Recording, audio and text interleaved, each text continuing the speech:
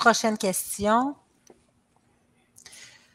qui va un peu dans le même sens. Oui. Quelle est votre vision et les actions à mettre en place pour l'amélioration du développement économique et touristique pour la municipalité de Stoneham et Tewksbury?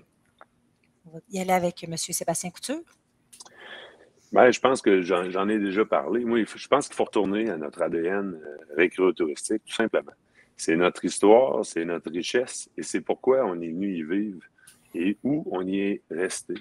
C'est ça notre ADN. C'est pas de devenir et de développer un parc industriel.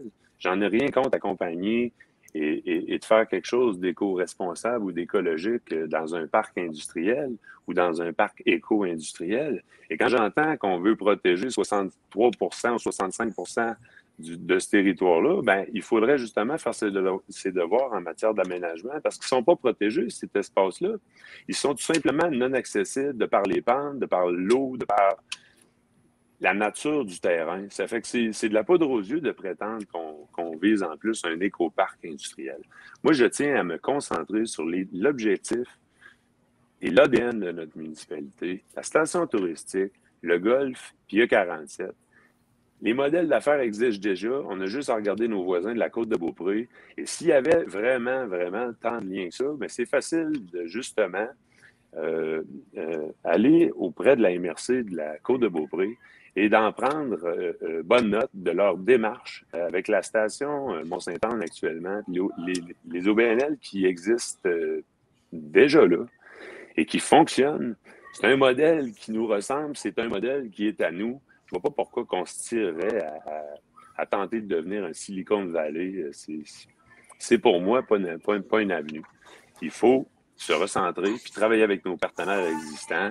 Et si les propriétaires du golf actuellement, pour en venir à ça, ont besoin d'aide pour consolider leur site, consolider l'attrait récréo-touristique qu'est le golf, bien, nous autres, on sera là pour travailler avec eux, pas en train de gaspiller notre temps à vouloir le transformer puis faire du développement domiciliaire. On va travailler avec eux pour conserver ce que les gens nous ont dit qu'ils voulaient conserver. On va travailler avec E47 qui sont déjà présents et très dynamiques. Et on va travailler avec la station touristique à ma foi, les rendre un peu plus dynamiques. Merci, M. Couture. C'était un peu compliqué. On a eu quelques... Ça ne vous a pas fait perdre votre concentration. Fantastique. Moi, j'ai eu un petit peu plus de misère. Monsieur Lebel, à vous. Oui, merci. Ben, écoutez, il y a pas mal de vœux pieux dans ce qui vient d'être dit. Pour développer au niveau économique, ça prend des moyens. Ça prend des recettes qui sont établies.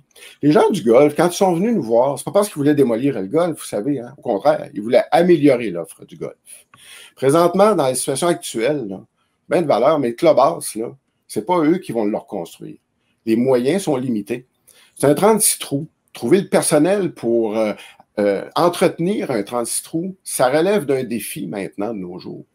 Nous, ce qu'on veut, c'est de fournir à ces gens-là des moyens réalistes de générer des revenus, de créer des emplois, d'améliorer l'offre récréative de Stoneham et Tewksbury et de faire en sorte que le golf assure sa pérennité.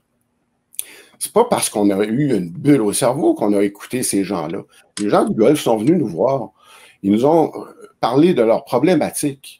Et eux, ils veulent mordicus garder l'activité du golf. D'ailleurs, c'est les orientations gouvernementales qui nous obligent à avoir des projets en vue de conserver l'activité du golf. Alors, c'est l'exemple de projets qui sont moteurs au niveau d'une économie locale. Comment voir ça autrement? Écoutez, c'est des CPE qui vont s'installer là-dessus. C'est des personnes, c'est des maisons pour les aînés qui vont s'installer là-dessus. C'est des commerces qui vont s'installer là-dessus aussi.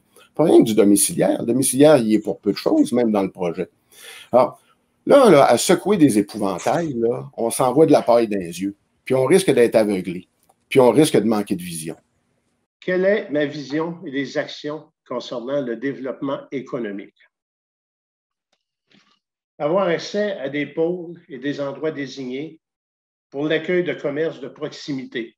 Quand on parle de commerces de proximité, c'est des commerces où les gens peuvent se rendre facilement à pied, en vélo, par transport actif. Et quelquefois, on peut comprendre qu'à Stoneham, c'est plus difficile pour les gens qui sont éloignés. Et évidemment, je le répète, il faut donner accès à ces endroits par un transport actif. Il faut diversifier l'offre. Je le répète encore. On a des choses, des belles entreprises chez nous qu'on encourage.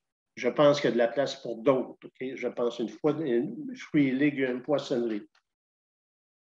Pour ce faire, il faudra maintenir un lieu d'échange avec la Chambre de commerce, maintenir et bonifier nos marchés publics. Le pôle d'emploi qu'on appelle parc industriel doit se réaliser. C'est gagnant, je crois, pour l'emploi chez nous et c'est gagnant pour l'économie de notre secteur. C'est gagnant également pour la municipalité et c'est des retombées importantes pour les citoyens. Je le répète, nous avons encore une fois, nous avons deux activités majeures chez nous, le ski et le vélo, auxquelles on pourrait ajouter la randonnée. Beaucoup de sentiers se situent sur notre territoire. Du parc de la Jacques-Cartier, en passant par le village, la station touristique, le Marais du Nord. Alors, c'est quelque chose qu'on se doit de développer également. On doit développer des structures d'accueil, faire connaître notre richesse à l'ensemble de la région. Il faut vendre ces attraits et il faut agir pour être capable de prolonger le séjour des gens qui pratiquent ces activités chez nous.